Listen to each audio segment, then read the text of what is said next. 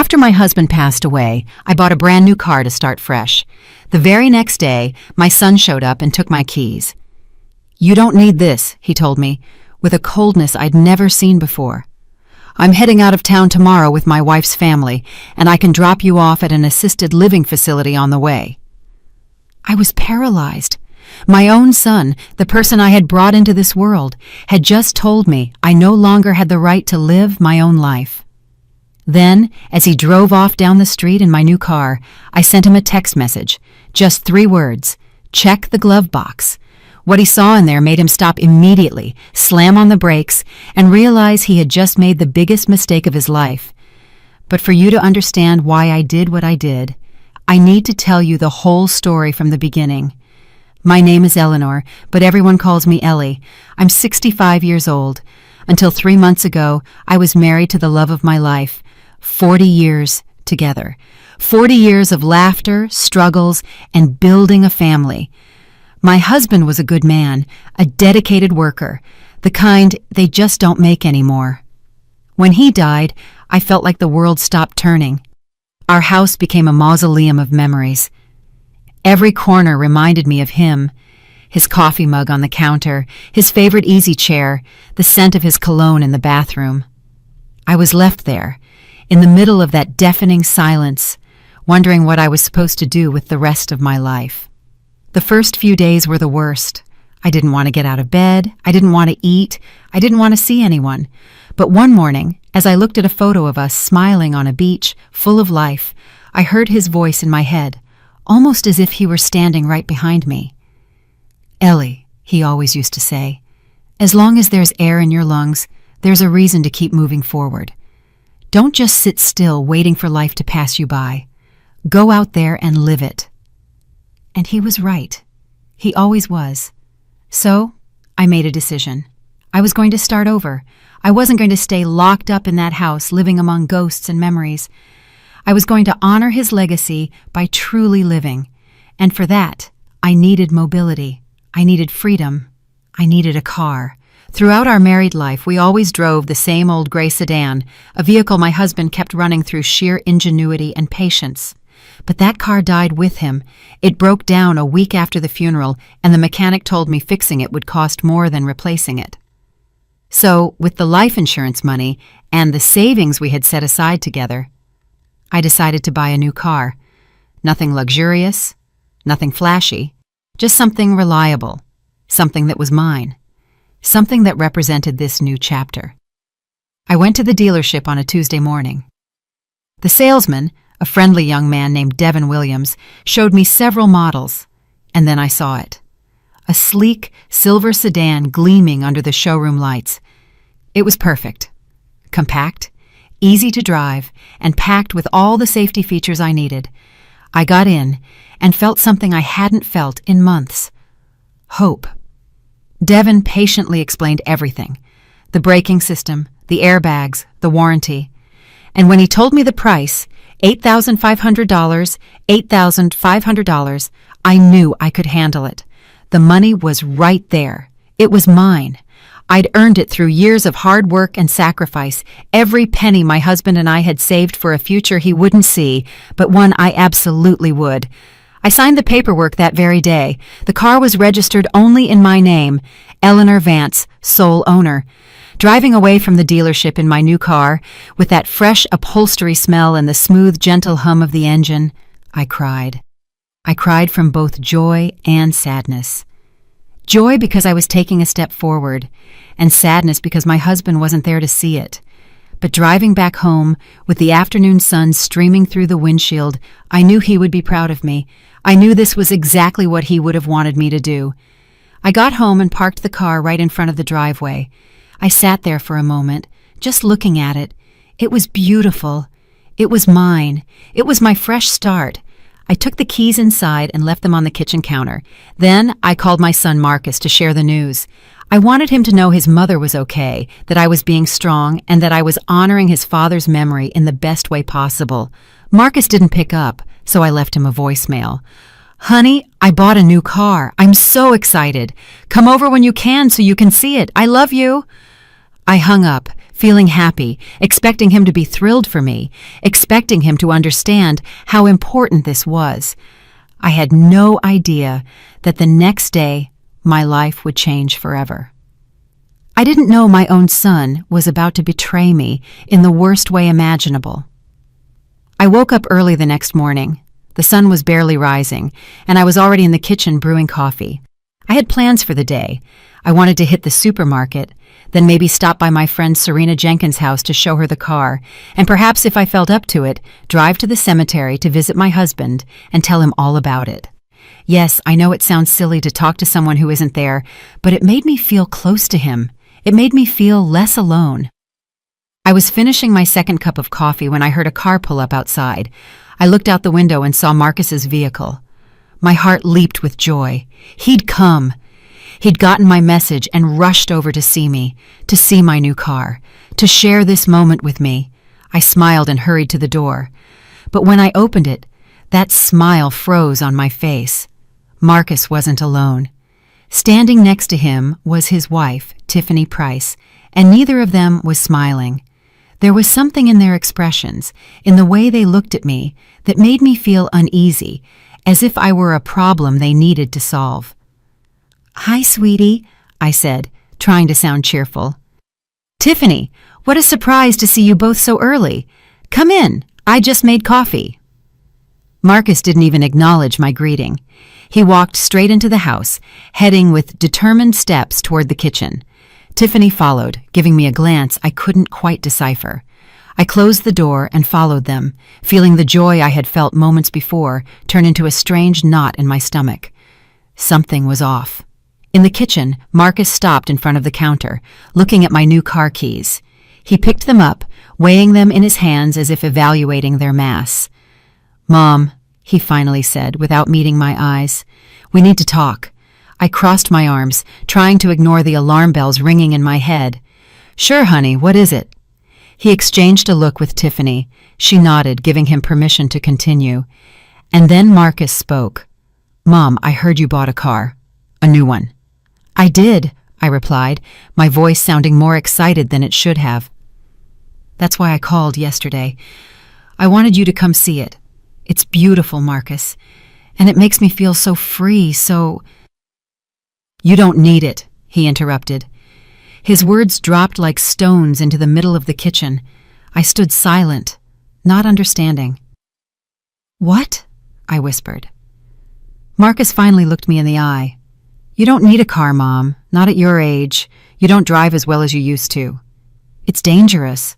Plus, it's an unnecessary expense, the maintenance, the insurance, the gas. What for?" I felt like he had slapped me.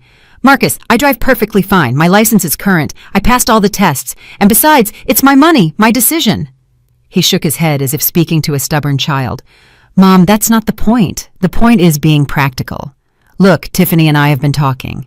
We're taking a trip tomorrow with her parents, a family trip we've been planning for months, and our car is acting up. Yours is new. It's perfect for the drive." "Wait," I said, holding up a hand. "Are you telling me you came here to ask to borrow my car?" Marcus gave a short, humorless laugh. "I didn't come to ask for anything, Mom. I came to tell you I'm taking it." Before I could process what was happening, before I could react, he closed his hand around the keys. "No!" I screamed. "Marcus, those are my keys! That's my car!" But he was already walking toward the door. Tiffany followed him, completely ignoring me. "Marcus, stop! You can't do this! Give me my keys!" He paused at the threshold and turned to look at me. What I saw in his eyes broke my heart.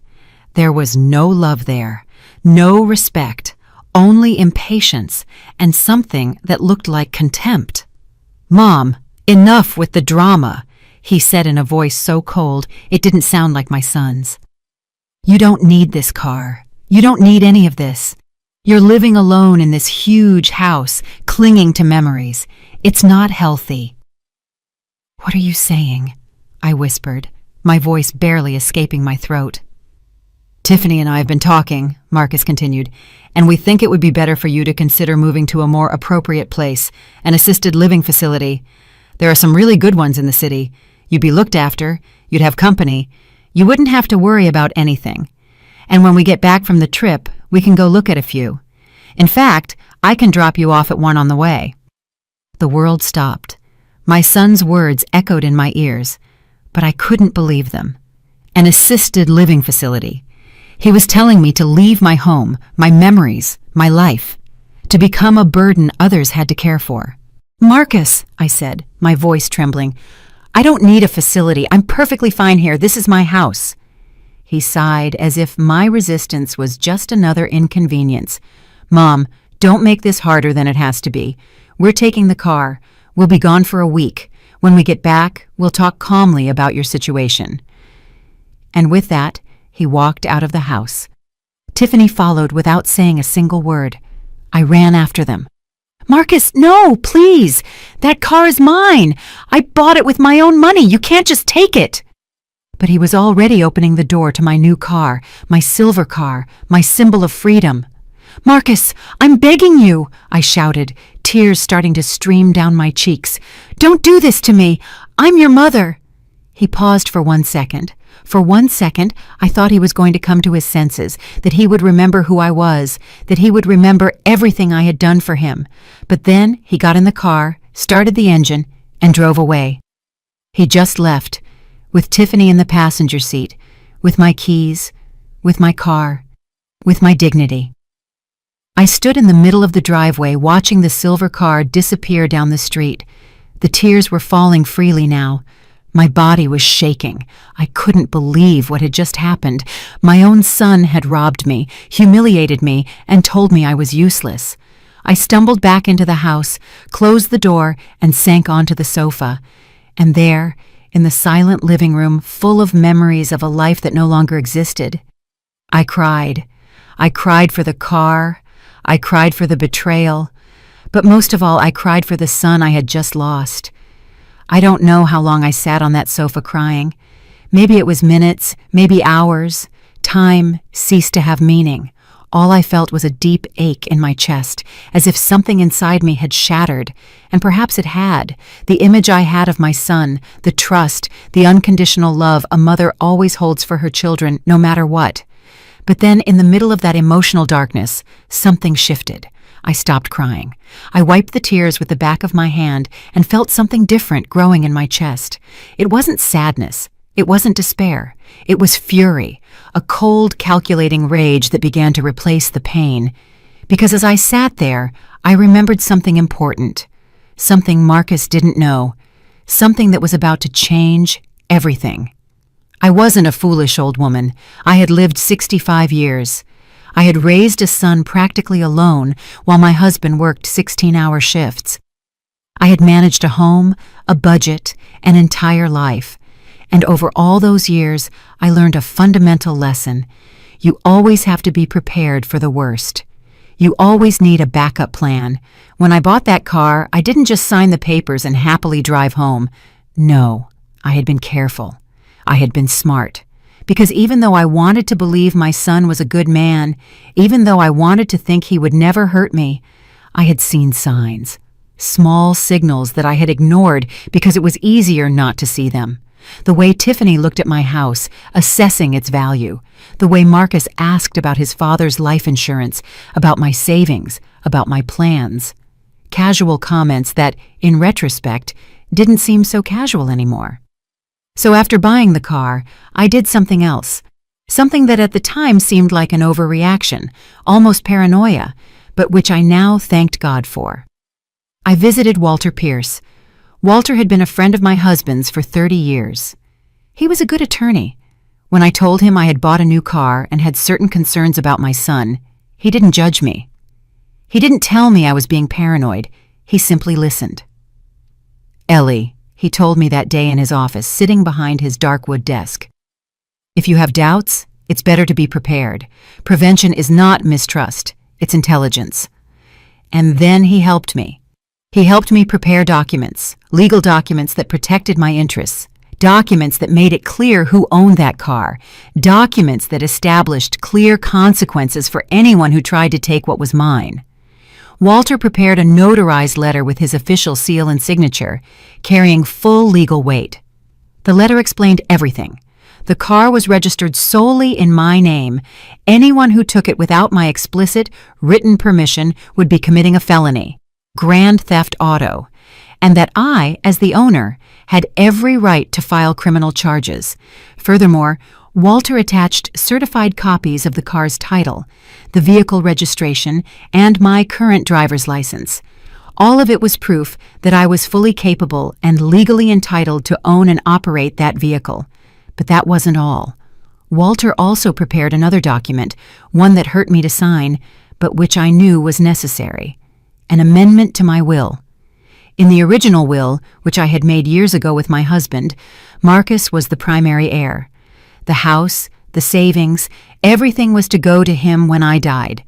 But after seeing the signs, after feeling that discomfort in my stomach every time Tiffany asked about money, I decided to make a radical change. In the new will, I removed Marcus completely. Not as punishment, I explained to Walter, but as protection. If anything happened to me, I didn't want Tiffany and him to benefit from my death. I wanted my assets to go to charities, organizations that helped seniors, animal shelters, places that would truly do something good with that money. Walter included a copy of that new will in the document package. And finally, we prepared one more thing, a sworn declaration, signed by me and notarized by Walter, where I clearly stated that I was in full control of my mental faculties, that I was not being coerced or manipulated, and that any attempt to declare me incapable or force me into an assisted living facility against my will would be considered elder abuse and would be legally contested. Walter also attached the results of a recent medical exam that showed I was in perfect physical and mental health. I put that entire packet of documents, that legal arsenal, into a large manila envelope, and I placed that envelope in the glove box of my new car the day before Marcus came to steal it. At that moment, when I placed it there, part of me hoped I would never have to use it. Part of me prayed I was wrong about my son. But another part, the wiser part that had learned to be cautious, knew it was the right decision. Now, sitting on my sofa, my eyes swollen from crying, I remembered all of it, and a bitter smile appeared on my face. Marcus thought I was a foolish old woman. He thought he could just take what he wanted and that I wouldn't do anything. He thought I was weak, easily manipulated, that I had given up, but he was dead wrong. I got up from the sofa, went to the kitchen, and poured myself a glass of water. I drank it slowly, feeling the cold rage turn into solid determination. I picked up my cell phone from the counter and looked at it for a long moment. I knew Marcus must be on the highway by now. They were probably headed to Tiffany's parents' house, which was in another state, a 3-hour drive away. They were probably laughing, celebrating how they had just gotten a free new car for their trip. Tiffany was probably telling Marcus how easy it had been, how pathetic his mother was. I opened the messaging app and found Marcus's contact. My fingers trembled slightly over the screen, not from fear, not from sadness, but from anticipation. I knew what I was about to do. I knew the effect it would have. And although the part of me that was still a mother felt pain for what was coming, the other part, the part that deserved respect and dignity, knew it was necessary. I typed 3 words, only 3 words, short, direct, but charged with a weight Marcus couldn't yet imagine. Check the glove box. That was it. I didn't add explanations. I didn't add threats. I didn't add emotion, just those 3 words. I hit send. The message went out. I saw it mark itself as delivered, then as read. I imagined Marcus on the highway driving my car, hearing his phone notification. I imagined him looking at the screen, perhaps with Tiffany asking who it was. I imagined him reading that short message and being confused. Check the glove box. What could his mother mean by that? I sat at the kitchen table with the phone in my hand, waiting. My heart was beating fast, but steady. There was no turning back. I had thrown the first stone, and soon, very soon, Marcus would realize he had completely underestimated his mother, that the woman who had given birth to him, who had raised him with love and sacrifice, was also a woman who knew how to defend herself, a woman who would not allow anyone, especially not her own son, to walk all over her. 5 minutes passed, 10 minutes, then my phone vibrated. It was Marcus. He was calling. I didn't answer. I let it ring until it went to voicemail. He called again and again and again. 5 consecutive calls, all ignored. I wanted him to feel what I had felt, the powerlessness, the desperation, the slow and terrible realization that he had lost control of the situation. Finally, he stopped calling, and a text message arrived. "Mom? What is this? What does it mean? Call me, please." I didn't reply. Another message arrived. "Mom, this is a mistake. Can we talk, please?" I didn't reply to that one either. And then came the message I had been waiting for, the message that confirmed he had read everything, that he had seen the documents, that he finally understood the magnitude of what he had done. The message read, "Mom, please don't do this. It was a mistake. I'm sorry. We can fix this. Don't call the police, please." I read those words over and over. I could feel the panic in every letter, the desperation, the fear. And although a part of me, that maternal part that never fully dies, felt a pang of pain seeing my son like that, the other part, the one that had been betrayed and humiliated, felt satisfied. Now he knew. Now he understood that his actions had consequences. I let another 10 minutes pass before replying. I wanted him to sweat it out. I wanted every second of silence to remind him of what he had done. Finally, I wrote, "Return the car to my house. Now." His reply was immediate. "I'm 3 hours away. I'm turning around right now. I'll be there as soon as possible. I promise, Mom." I put the phone on the table and leaned back in my chair. A strange feeling washed over me. It wasn't joy. It couldn't be joy when it involved my own son, but it was something akin to justice, to vindication. I had spent my entire life being gentle, being understanding, being the perfect mother who always forgave everything. And look where that got me. Treated like an obstacle, like something disposable. I went to my room and looked in the mirror. I saw a 65-year-old woman with gray hair, wrinkles around her eyes, and hands that had worked hard all her life. But I also saw something else. I saw strength. I saw dignity. I saw someone who wasn't going to give up. My husband always told me I was stronger than I thought. I wish he could see me now. I wish he could see his wife defending herself. I think he'd be proud. I changed my clothes, putting on a deep green dress that my husband had given me years ago. I styled my hair and put on a little lipstick. If I was going to have this confrontation with my son, I was going to face it with dignity. I wasn't going to be the shattered woman he had left crying on the sofa. I was going to be the woman who had taken control of her own life. While I waited, I called Walter Pierce. I needed him to know what was happening. He answered on the second ring. "Ellie," he said, his voice calm and professional. "What can I do for you?" "It happened," I told him. "My son took the car, he found the documents, and he's heading back now." There was a moment of silence on the other end of the line. Then I heard him sigh. "I'm sorry you were right, Ellie. Nobody wants to be right about something like this." "I know," I replied, "but now I need to know what's next." Walter patiently explained. Technically, Marcus had committed a felony, grand theft auto. Even though he was my son, being family didn't change the legal facts. I had every right to file a report, but I also had the right not to. The decision was entirely mine. The important thing was that Marcus now knew I had that power, that I had the tools to hold him accountable. "I want him to come and talk," I told Walter. "But I need you to be available by phone, just in case." "Of course," he replied. "I'll keep my phone handy. Call me for anything. And Ellie," he added before hanging up, "you are a brave woman. Don't let anyone tell you otherwise." His words filled me with a warmth I hadn't felt all day. Thank you, Walter, not just for the legal help, but for believing in me. I hung up and checked the clock. Marcus had said he was 3 hours away. That meant he would arrive around 5 o'clock in the afternoon. It was barely 2 o'clock. I had time. Time to prepare mentally. Time to decide exactly what I was going to say to him. Time to strengthen my resolve. I went to the kitchen and made tea. Not because I wanted tea, but because I needed something to do with my hands. I needed to stay busy. While the water boiled, I thought about all the times I had sacrificed something for Marcus, all the sleepless nights when he was a baby, all the times I put his needs before my own, the summers I worked 2 jobs so I could pay for the music lessons he wanted, the times I defended his bad decisions to others because he was my son, and that's what mothers do. And I thought about Tiffany, how she had entered our lives 5 years ago, how, from the start, there was something about her that made me uneasy. She wasn't openly cruel or rude, but there was a coldness in her eyes, a way of evaluating everything in terms of monetary value.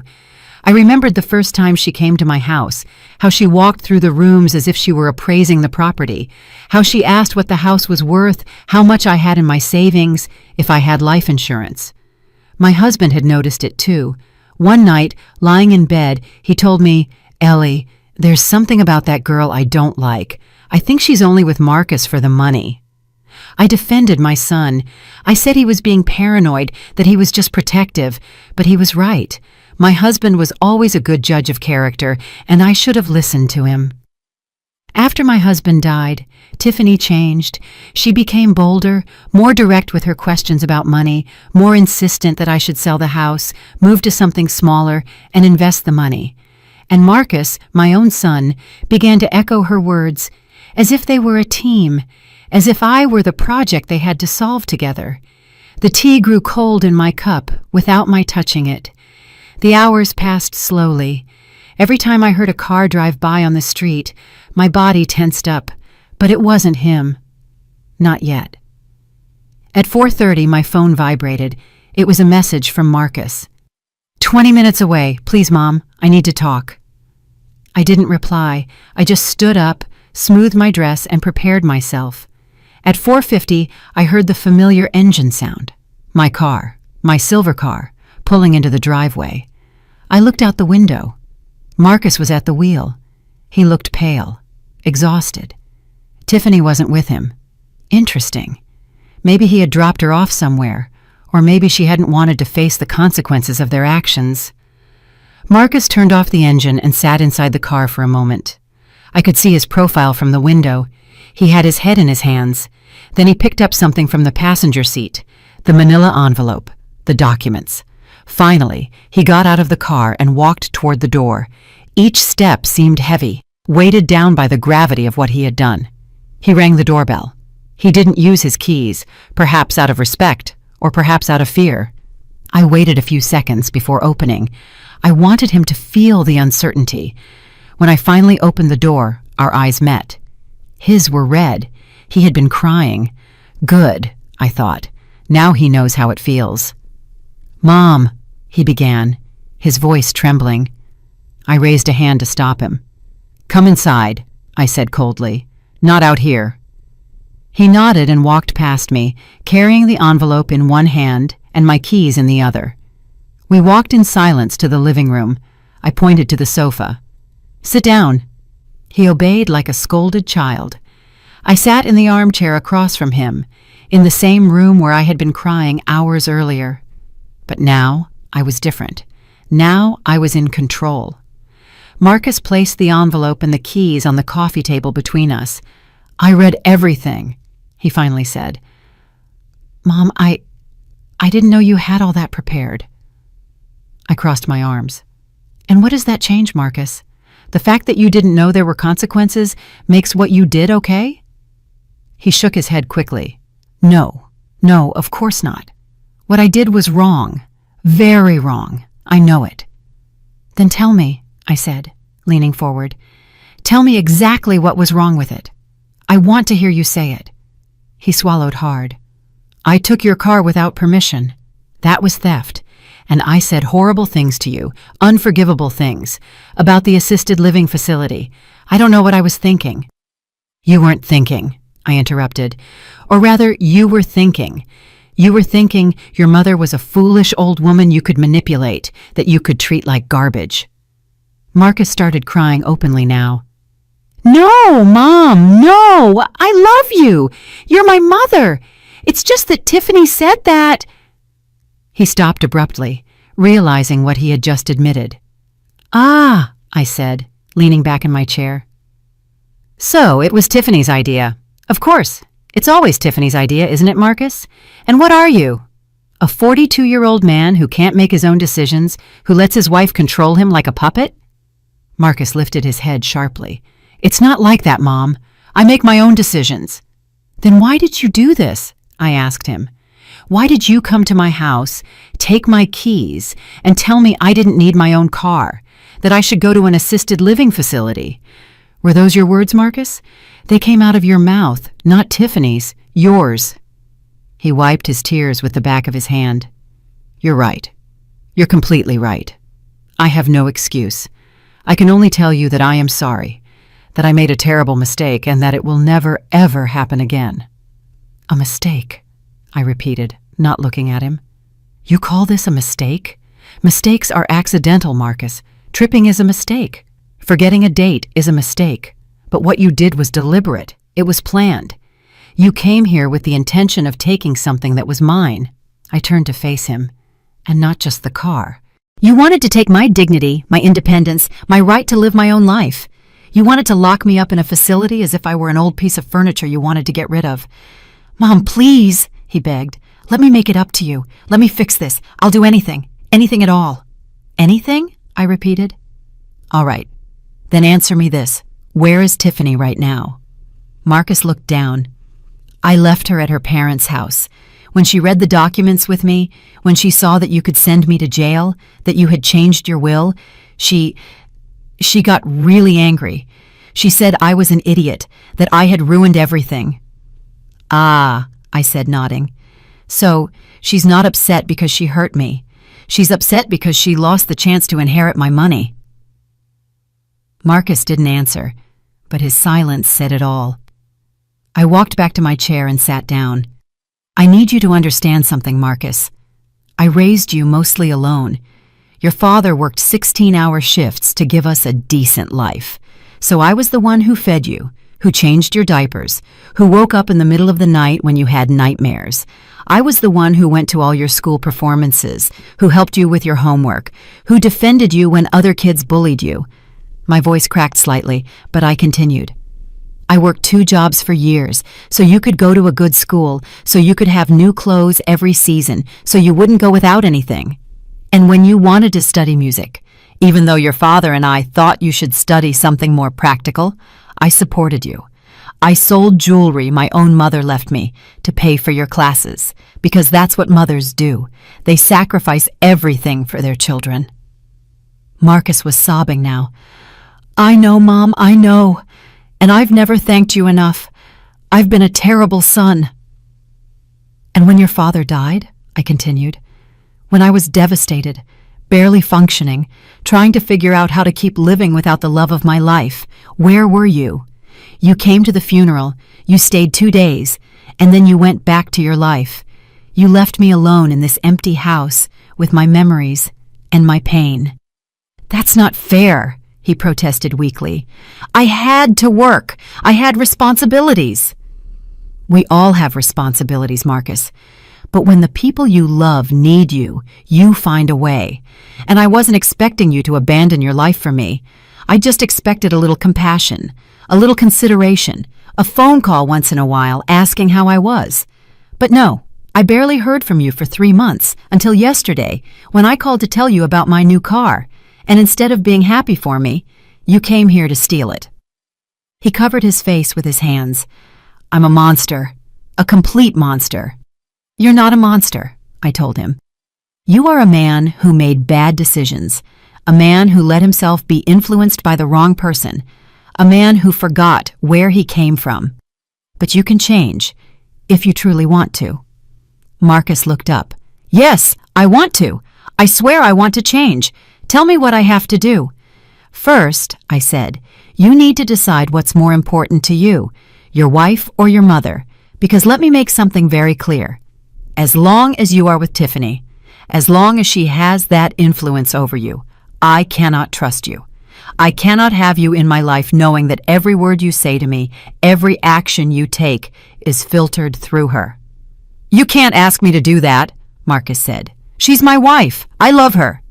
You love her? I repeated. But you love me, and yet you did this to me. Then maybe your concept of love is distorted, Marcus. Maybe you need to rethink what it truly means to love someone. Because love isn't taking. Love is giving, it's respecting, it's protecting. And you didn't do any of that today. I stood up and picked up the envelope from the table. These documents are still valid. The will is still in effect. The report for grand theft auto can be filed at any time within the next year. For now, I won't do anything. But consider it a sword hanging over your head, a reminder that your actions have consequences. Marcus stood up too. Thank you, Mom. Thank you for not calling the police. Thank you for giving me another chance. Don't thank me yet, I told him, because this is your only chance. If you ever disrespect me again, if you ever treat me like less than a person, if you try to manipulate or control me in any way, I will use these documents, and I won't just remove you from my will. I will hold you legally accountable for what you did today. He nodded repeatedly. I understand. I promise. It won't happen again. There's one more thing, I added. I want you to go to therapy, by yourself, not couples therapy, individual therapy. You need to understand why you allowed this to happen, why you let Tiffany convince you to treat your own mother this way. You need to work on yourself before you can be a good son again. I'll do it, he said.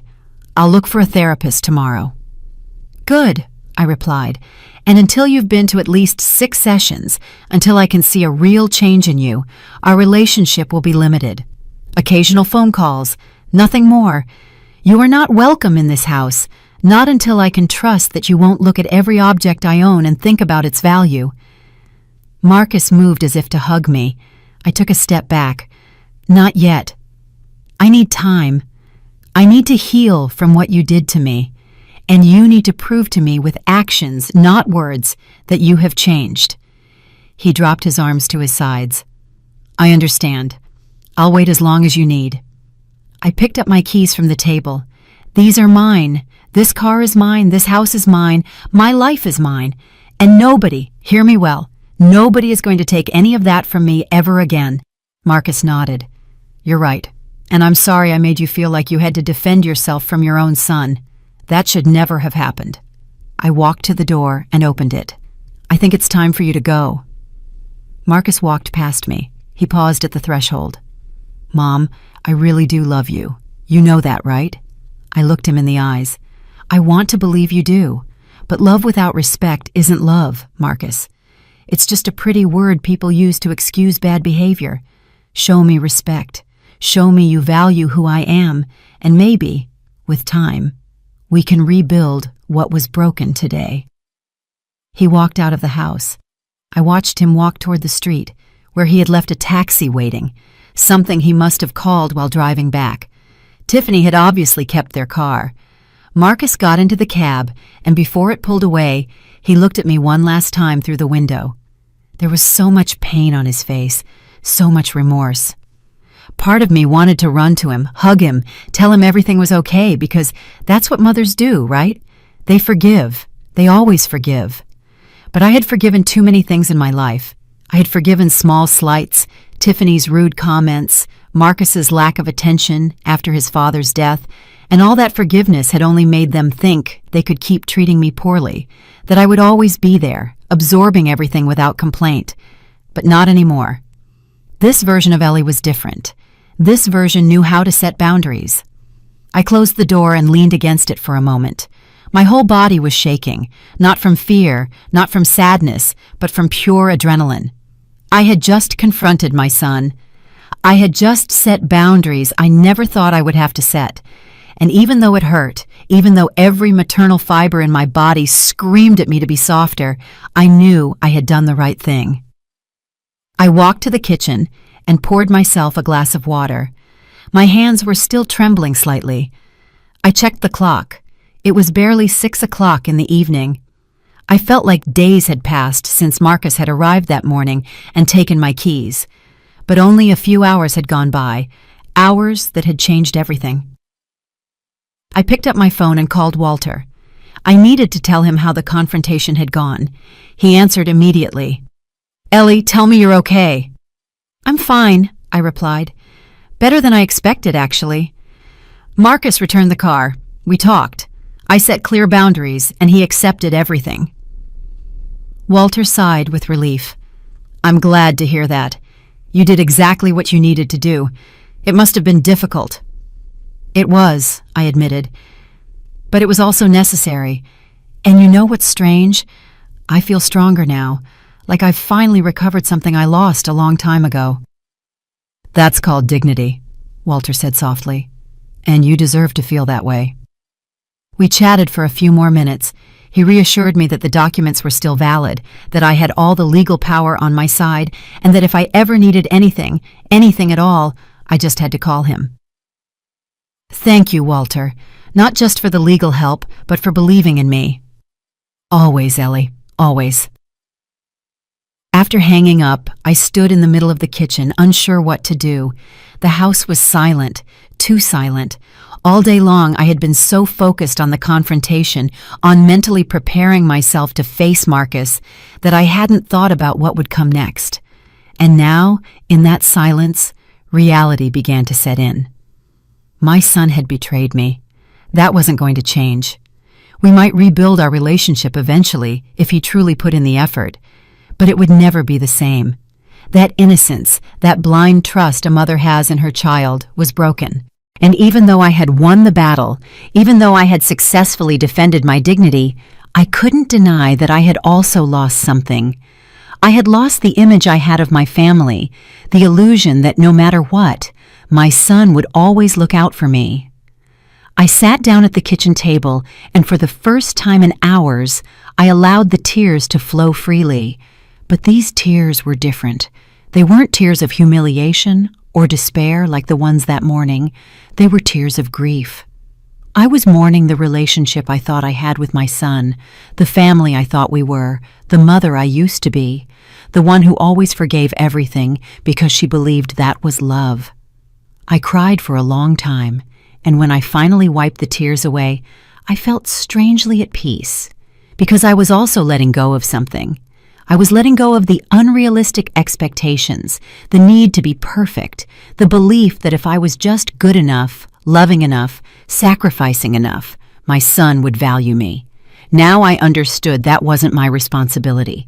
I had done my job as a mother. I had raised him well. I had given him love, education, and values.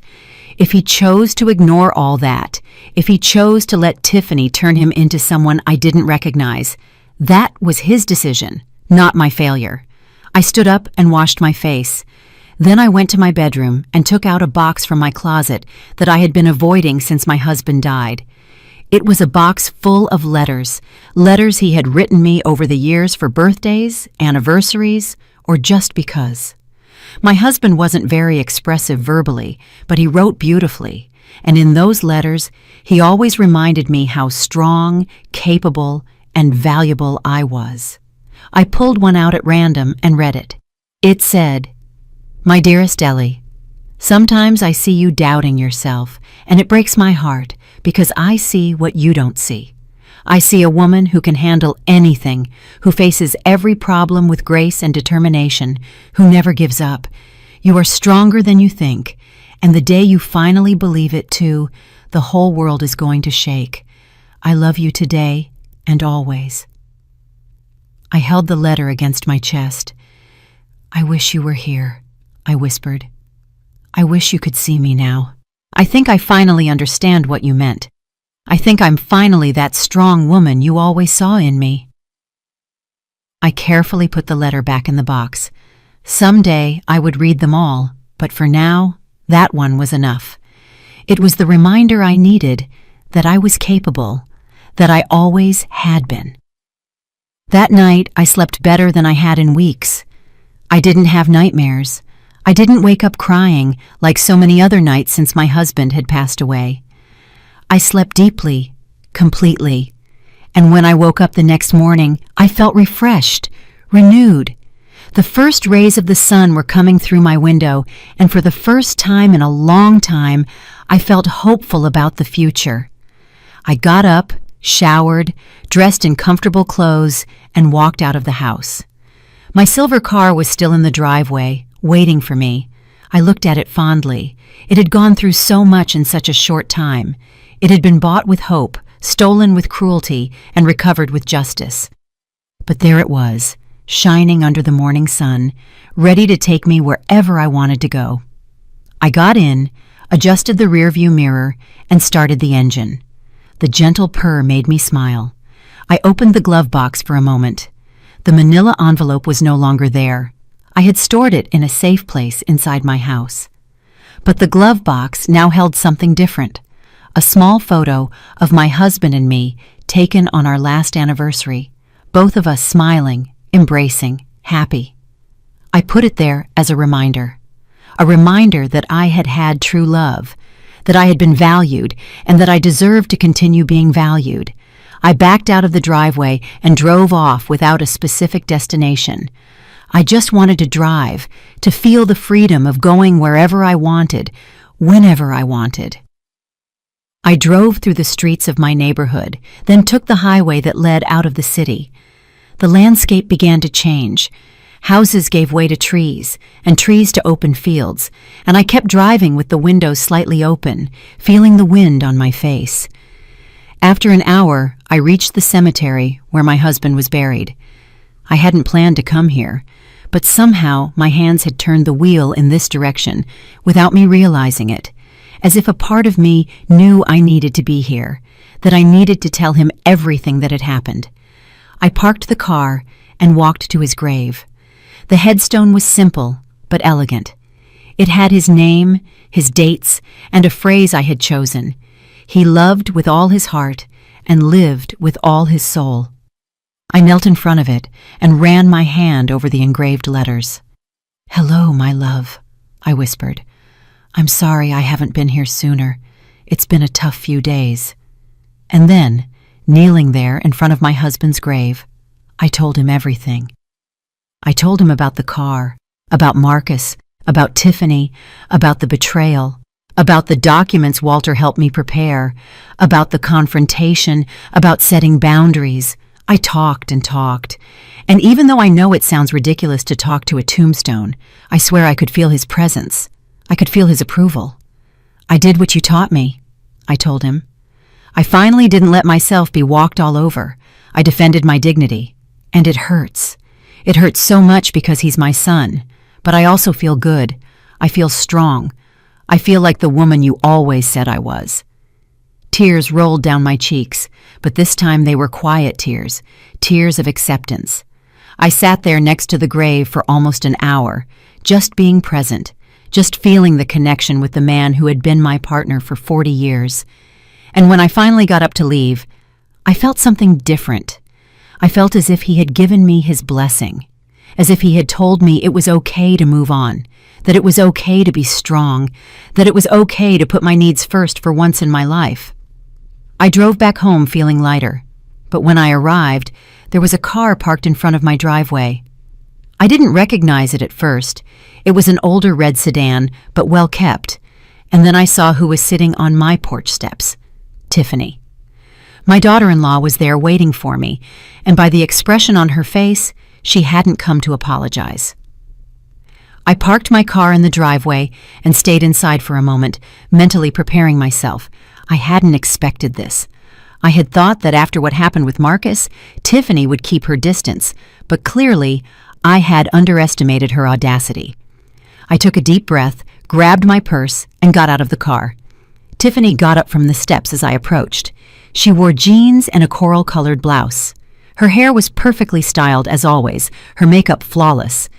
But there was something in her eyes, something cold and calculating that made me stop a few feet away.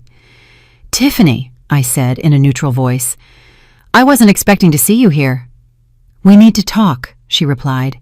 Her voice was strained, controlled. "About what?" I asked, though I already knew the answer. She crossed her arms. "About what you did to Marcus. About how you almost put him in jail over a simple misunderstanding. About how you changed your will to punish us for a mistake." "A misunderstanding?" I repeated slowly. "Is that what you call theft? A misunderstanding?" Tiffany snorted. "Please, Ellie, he's your son. Family. It wasn't theft. He just borrowed the car, and you turned it into a huge drama. You called an attorney, prepared legal documents, threatened to call the police, all that over a car." "It wasn't just over a car," I said, feeling the anger begin to simmer inside me. "It was about respect. It was about dignity. It was because my own son walked into my house, took my keys without permission, and told me I didn't need anything anymore, that I should go to an assisted living facility. Those were his words, not mine." Tiffany waved her hand as if swatting a fly. "He was frustrated. He said things he didn't mean.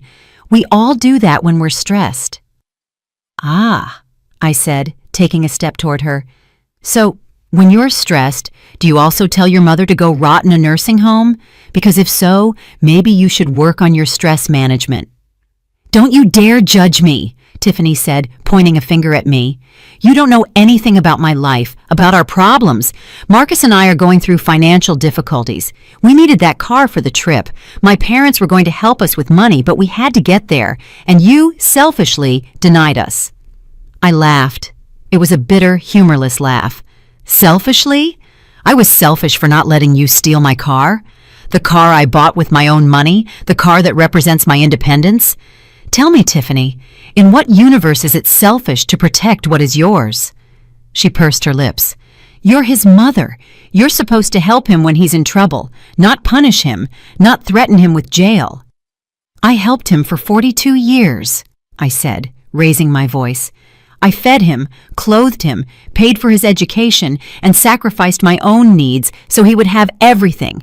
But apparently, that's not enough for you. Do you want me to keep sacrificing until there's nothing left of me? Until I'm just an empty old woman without dignity or rights?" "You're being dramatic," Tiffany said, rolling her eyes. "No one is asking you not to have dignity, just to be reasonable, to understand that family helps each other out, to share your resources with your only son." "Family helps each other out?" I repeated. "Then where was Marcus when my husband died? Where were you two when I was devastated, completely broken, not knowing how to keep living? You came to the funeral, stayed for 2 days, and then disappeared for 3 months." "We had our own lives," Tiffany protested. "Jobs, responsibilities." "Exactly," I said. "You had your own lives, and I respect that. I never asked you to drop everything for me. But now that I'm trying to rebuild my own life, to find some happiness after losing the love of my existence, you show up demanding that I give you everything. My car, my house, eventually my money when I die. It's all about what I can give you." Tiffany took a step closer. Her face was red. "You know what your problem is, Ellie? You're bitter. You're lonely and resentful because your husband died, and now you want everyone to suffer with you. That's why you're pushing Marcus away. That's why you changed your will, because if you can't be happy, no one else can be either." Her words hit me like slaps, but instead of hurting me, something different happened. Something clicked in my mind. Tiffany wasn't here for Marcus. She wasn't here because she cared about her husband or our mother-son relationship. She was here for the money, for the inheritance she had just lost. And finally, after 5 years of discomfort around this woman, after 5 years of trying to get along with her for my son's sake, I saw exactly who she was. "Get off my property," I said in a calm but firm voice. Tiffany blinked. "What?" I said, "Get off my property, now." She laughed in disbelief. "I'm not leaving until we talk about this like adults." "We already talked," I replied, "and I've heard enough. Now leave before I call the police for trespassing." "You wouldn't dare," Tiffany said, but there was uncertainty in her voice now. "After what happened with Marcus, after seeing that I actually prepared legal documents, after understanding that I'm not playing around, you still underestimate me. Try staying, and you'll see." I took my phone out of my purse. Tiffany looked at me, then at the phone, then back at me. "You're crazy," she muttered. "Completely crazy." "Maybe," I said. "Or maybe I'm finally sane after years of letting people like you walk all over me. Now leave." Tiffany looked at me with pure hatred. "This isn't over," she threatened. "Marcus is my husband, and I'm going to make sure he understands he has to choose. Either his crazy mother or his real family? Go ahead, I said. Make him choose.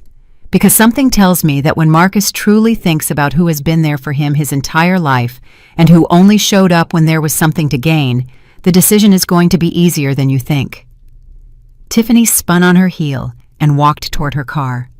She got in, started the engine with more force than necessary, and sped out of my driveway, tires screeching. I stood there, watching her drive away. My heart was pounding fast. My hands were shaking, not from fear but from pure adrenaline. I had just faced Tiffany. I had just told her exactly what I thought, unfiltered, without being the agreeable mother-in-law, without trying to keep the peace at any cost, and it felt incredible. I walked into my house and locked the door. Then I collapsed onto the sofa and let out a laugh of relief, of liberation. For 5 years, I had walked on eggshells around Tiffany. I had ignored her rude comments. I had pretended not to notice how she assessed my house as if it were already hers. I had smiled when she criticized my cooking, my clothes, my decisions, all because I didn't want to cause trouble, because I wanted Marcus to be happy. But now I realized something fundamental. By trying to keep the peace, by allowing Tiffany to disrespect me over and over without consequence, I hadn't helped anyone. I hadn't made Marcus happy. I had only taught him that it was okay for his wife to treat his mother badly, that it was acceptable, that I would tolerate everything. And by doing that, I had contributed to the problem. I had allowed this toxic dynamic to grow to the point where my own son felt he could rob me and threatened to put me in a home. That night, sitting in my living room, I made an important decision. No more. No more being agreeable. No more putting the needs of others before my own to the point of losing myself. No more sacrificing my dignity for the illusion of family harmony. If Marcus really wanted to rebuild our relationship, it was going to have to be on my terms, with mutual respect, with clear boundaries. And if that meant our relationship would never be the same as before, then so be it, because the relationship we had before was broken anyway. The next few days were strange, quiet. I didn't hear from Marcus. No texts, no calls. Part of me wondered if Tiffany had made good on her threat, if she had forced Marcus to choose, and he had chosen her over me. The idea hurt, but I also knew that if that was the case, if my son really chose a woman who hated me over his own mother, then there was nothing more I could do. I had done my part. I had set my boundaries. I had defended my dignity. The rest was up to him. I decided to focus on myself, on my own healing, on my own growth. I called my friend Serena Jenkins, whom I hadn't seen in weeks. I told her everything that had happened, and instead of judging me, instead of telling me I should forgive my son unconditionally, because that's how families work, she supported me completely. "Ellie," she said over the phone, her voice full of pride, "you did the right thing. What Marcus did was unforgivable, and I'm glad you finally stood up for yourself." Her words filled me with relief. For days, I had had this voice in my head telling me that maybe I had been too harsh, that perhaps I should have been more understanding. But Serena reminded me that being understanding doesn't mean being a doormat. We made plans to meet for lunch the next day. It had been so long since I had gone out, since I had socialized, that I had almost forgotten what it felt like to have a life outside of my family problems. The next day, I drove my silver car to the restaurant where we had agreed to meet. Serena was already there, sitting at a table by the window. When she saw me walk in, she got up and gave me a big hug. "Look at you," she said, stepping back to evaluate me.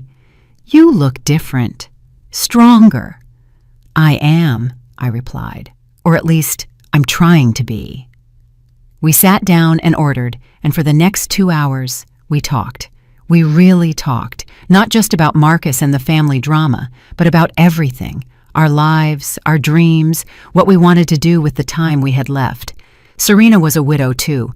Her husband had died 5 years ago, and she told me how the first few years were terrible, how lost she felt, how she didn't know who she was without her husband.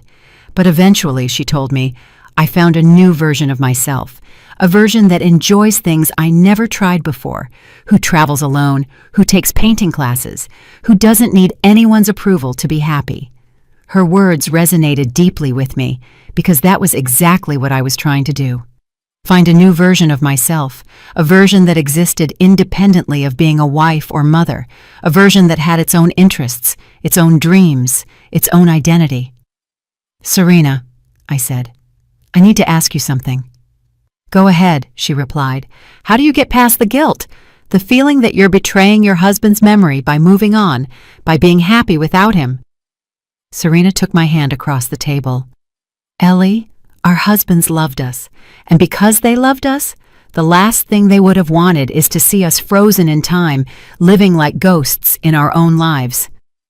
My husband told me before he died, he literally made me promise that I was going to keep living, that I was going to find joy again, that I wasn't going to waste the years I had left mourning the ones we lost together.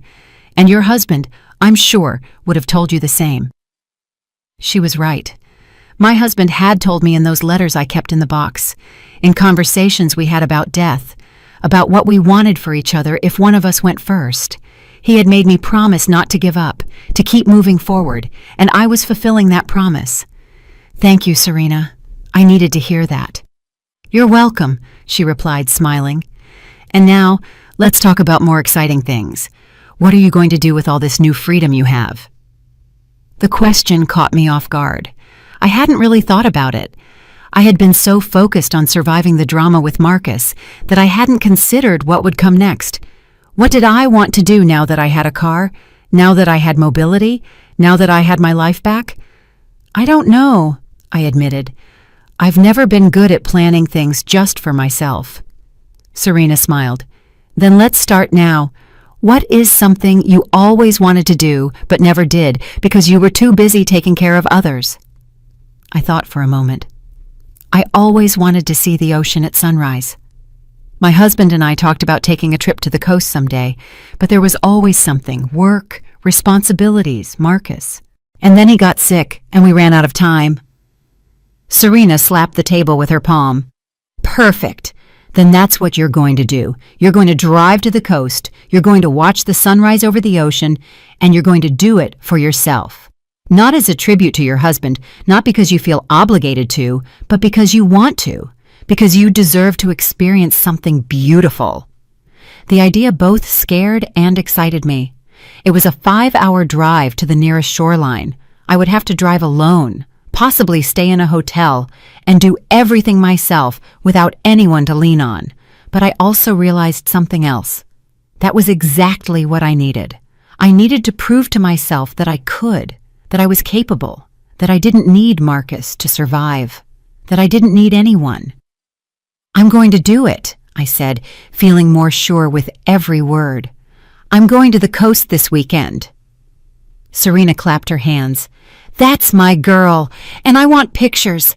I want proof that Ellie is finally living for herself."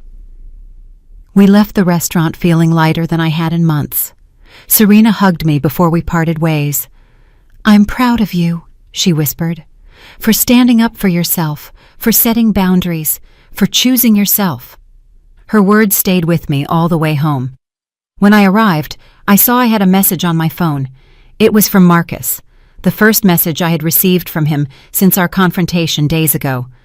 "Mom," the message said, "I know you said you needed space, and I'm respecting that, but I need you to know I found a therapist. I already had my first session. It was hard but necessary. I'm working on myself. I'm trying to understand how I let things get so far. I don't expect your immediate forgiveness. I just want you to know I'm trying. I love you." I read the message several times. Part of me wanted to reply immediately, to tell him I was proud of him, that I was glad he was seeking help. But another part, the wise part that had learned to be cautious, told me to wait. Words were easy. Sustained actions over time were what mattered. So I simply put the phone away without replying, not because I wanted to punish him, but because I needed more than a message. I needed to see real change. That night, I began planning my trip to the coast. I looked up hotels online. I found a small, cozy one with an ocean view. The photos showed a simple but clean place, perfect for what I needed. A single room cost $150, $150 a night. I could afford it. I had the savings, and for the first time in my life, I was going to spend money on myself without feeling guilty. I booked the room for Friday night. That would give me time to arrive before sunset, rest, and then wake up early to see the sunrise. When I confirmed the reservation, I felt an excitement I hadn't felt in years.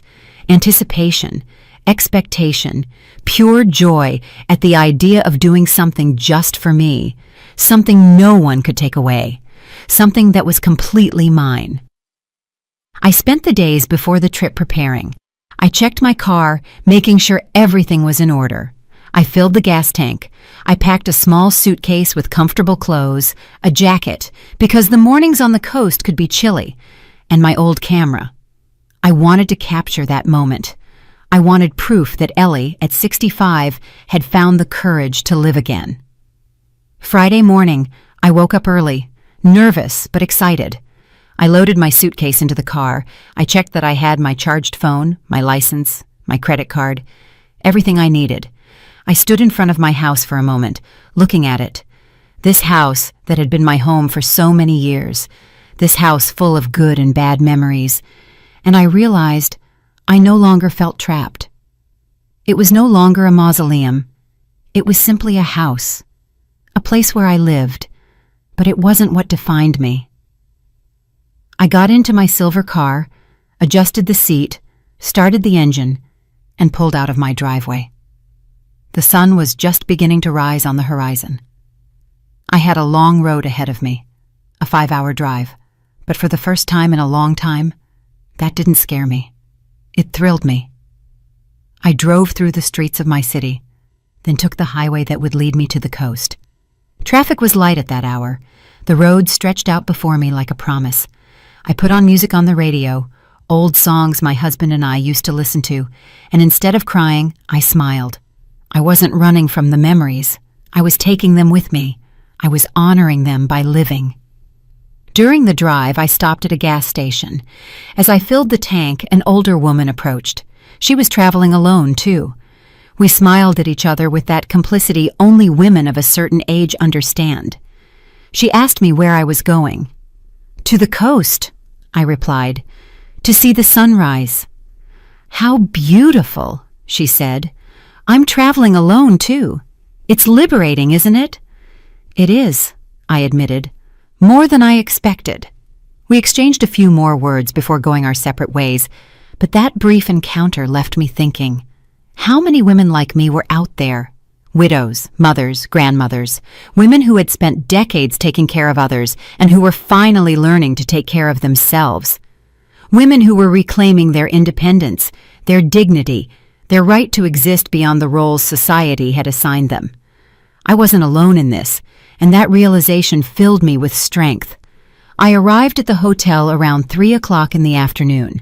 The place was exactly as it looked in the photos. Small, quaint, located right in front of the beach.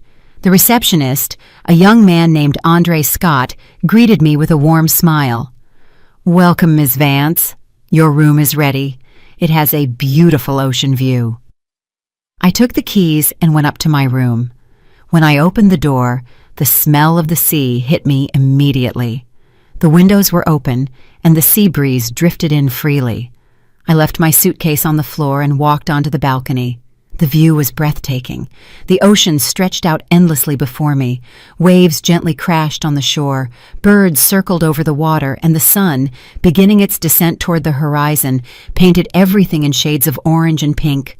I stood there, hands on the railing, just breathing, just being, and I felt something I hadn't felt in months. Peace. True, deep peace. That night, I ate dinner alone at a small restaurant near the hotel. I ordered fresh fish and a glass of white wine. The waiter, noticing I was alone, asked if I was waiting for someone. "No," I replied. "I'm alone, and it's perfect this way." He nodded approvingly. "Sometimes the best company is yourself." He was right. Throughout the entire dinner, I didn't feel lonely. I felt complete. I enjoyed every bite, every sip, without having to worry about anyone else, without having to make sure others were comfortable first. After dinner, I walked along the beach. The moon was almost full and illuminated the water with a silver glow. My bare feet sank into the cool sand. The sound of the waves was hypnotic. I walked for almost an hour, just thinking about everything that had happened. My husband, Marcus, Tiffany, the woman I had been, and the woman I was becoming. And I realized something important. I wasn't angry. I no longer held resentment. I had set my boundaries. I had defended my dignity, and now I could let go. I could release the rage, because holding on to it only hurt me. I returned to the hotel around 10 o'clock that night. I set my alarm for 5 o'clock in the morning. I wanted to be on the beach before the sun rose. I lay down in the hotel bed, listening to the distant sound of the waves, and I slept deeply. No nightmares. I didn't wake up crying. I just slept. And when the alarm went off at 5, I got up feeling rested, renewed. I quickly dressed in warm clothes, grabbed my camera, and left the hotel. The beach was deserted at that hour. The sky was still dark, but I could see the first touch of light on the horizon. I found a spot in the sand, sat down, and waited. Slowly, gradually, the sky began to change. First from black to deep navy blue, then to purple, then to pink. And finally, the sun began to emerge from the ocean, a ball of orange fire that transformed everything in its path. It was the most beautiful spectacle I had ever seen. Tears rolled down my cheeks, but they were tears of joy, of gratitude, of being alive, of having made it here despite everything. I took pictures, but I knew no capture could do justice to what I was witnessing. This was something that had to be felt, that had to be lived. I stayed there until the sun was fully up, until the day had officially begun. Then I took my phone and snapped a picture of the ocean. I sent it to Serena with a message. I did it. I'm here, and it's perfect. Her reply came minutes later. I knew you would. I'm so proud of you, friend. Then, after thinking about it for a moment, I opened my conversation with Marcus. He had sent another message the day before. Mom, I had my 3rd therapy session today. We're working on how I set the wrong priorities, how I let money and Tiffany's opinions become more important than your well-being. I'm still working. I'm still trying. I looked at that message for a long time. Then I wrote my reply. Marcus, I'm at the coast. I came to see the sunrise, something your father and I always wanted to do together. I did it alone, and as I sat on the sand watching the sunrise, I realized something. I forgive you, not because what you did was okay, but because holding on to the anger only hurts me. But you need to understand something. Forgiving doesn't mean forgetting. Our relationship has changed, and if we want to rebuild it, it will take time, a lot of time, and it will require you to show me with actions, not just words, that you have truly changed. In the meantime, I'm going to keep living my life. I'm going to keep being happy because I deserve that. I love you, but now I also love myself, and that is something I will never negotiate again. I hit send and felt a weight lift from my shoulders. I didn't know what would happen with Marcus and me. I didn't know if we would ever have a close relationship again, but I knew I had done the right thing. I had established my terms. I had put my needs on the same level as everyone else's, and that was something revolutionary for me. I stayed on the beach until 8 o'clock in the morning. Then I returned to the hotel, had breakfast, packed my things, and began the journey back home. But I was not the same woman who had made that trip the day before. I was someone different. Someone stronger, someone who had learned that it's okay to defend yourself, that it's okay to set boundaries, that it's okay to choose yourself. When I arrived home that afternoon, my phone had a message from Marcus. Thank you, Mom. Thank you for giving me another chance. I'm going to show you I can change. And about Tiffany, we need to talk. There are things I need to figure out. I read the message and smiled. I didn't know exactly what it meant, but it sounded promising. It sounded like Marcus was finally waking up, finally seeing things clearly. But even if he didn't, even if he chose to stay with Tiffany and continue down that path, I would be fine, because I had discovered something fundamental. I didn't need my son's approval to be happy. I didn't need anyone to validate me. I was enough. I had always been enough. That night, sitting in my living room with a cup of tea, I looked around my house, the furniture my husband and I had chosen together, the photos on the walls, the memories of a life well lived. And instead of feeling sadness for what I had lost, I felt gratitude for what I had had and excitement for what was still to come. This wasn't my story ending. This was my story beginning a new chapter, a chapter where I was the protagonist, where I made the decisions, where I lived life on my own terms. Sometimes justice doesn't come as a great act of revenge. Sometimes it comes quietly. It comes in the form of established boundaries, recovered dignity, and learning to value yourself enough not to let anyone treat you as less than you are. My son took my car, thinking I wouldn't do anything, thinking I was weak, thinking he could walk all over me. And what he found in that glove box wasn't just legal documents. It was the truth. The truth that his mother was stronger than he imagined, that there were consequences, that respect is not optional, it is necessary. And now, as I drive my silver car through the streets of my city, with the wind in my hair and the sun on my face, I know I made the right decisions. I defended my dignity, I set boundaries, and I reclaimed my life. This is Ellie, and finally, after 65 years, I learned to live for myself. Did you like my story, and which city are you listening from? Let's meet in the comments. If you like the story, you can support me by sending a super thanks so I can keep bringing more stories like this. Thank you so much for your sweet support. I'm looking forward to your comments on the story. On the screen, you can see 2 new life stories that I highly recommend. There's so much more on my channel. Don't forget to subscribe. See you in the next life story with love and respect.